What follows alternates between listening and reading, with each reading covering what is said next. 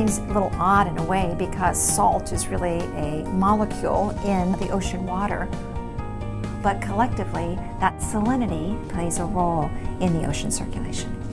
It's these differences in salinity that play a role in the processes that affect weather, climate, sea life, and the whole ocean system itself. And not all oceans have the same salinity. In fact, the North Atlantic Ocean tends to be the saltiest, much more than the Pacific. The salt in the ocean affects its density, just like the temperature affects its density. And the density, meaning the amount of mass per volume, is going to then impact where the water goes as it circulates throughout the globe. Differences in temperature and salt content of the water cause some areas of water to sink and some areas of water to rise. And so we tend to see the sinking water at the poles, the water rising back up at the equator, and if you connect the two together, what you have is an overturning that's deep in the ocean. It's like a big conveyor belt that operates in the ocean.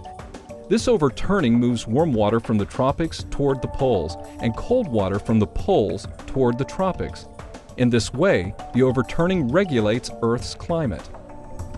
And the atmosphere and the ocean, both being fluids of the Earth, really work together. We consider them sort of equal partners in the redistribution of this heat on the planet. So when those warm waters are returning, as they're moving up to the higher and higher latitudes, then they're releasing that heat to the atmosphere. Then the winds blow over the ocean, they pick up that heat, and those winds over the Atlantic Ocean are moving from the North American continent to the European continent. It takes perhaps 1,000 years for the water to cycle through the deep oceans. And so we said the oceans have a memory. They're like a tape recorder. Things that happen now will still be manifest hundreds of years in the future as that cold water moves through this giant circulation.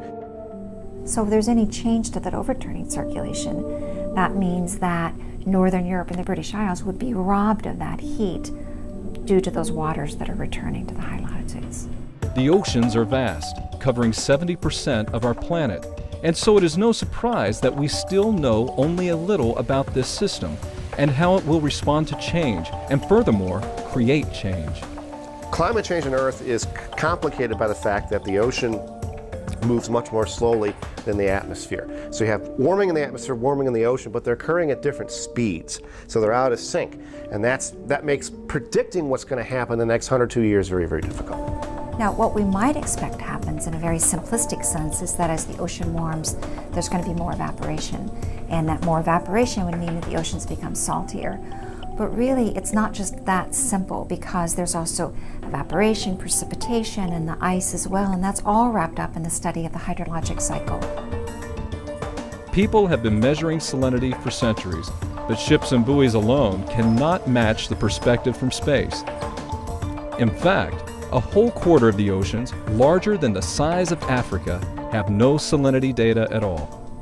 Up until now, when we've been trying to understand how density changes impact ocean circulation, we've really just had half the picture. When the Aquarius satellite is launched, scientists, for the first time, can look at salinity of the surface of the ocean from 400 miles above the Earth. But now with the Aquarius mission, we'll be able to complete that other half, and we'll be able to look at the salinity information. And so salinity combined with temperature will give us the information about the density field. In the first 2 months of Aquarius's launch, the satellite will gather more salinity data than in the last 125 years. This mission will help scientists better understand how salinity and ocean circulation are tied to global climate, and how both systems are changing throughout time.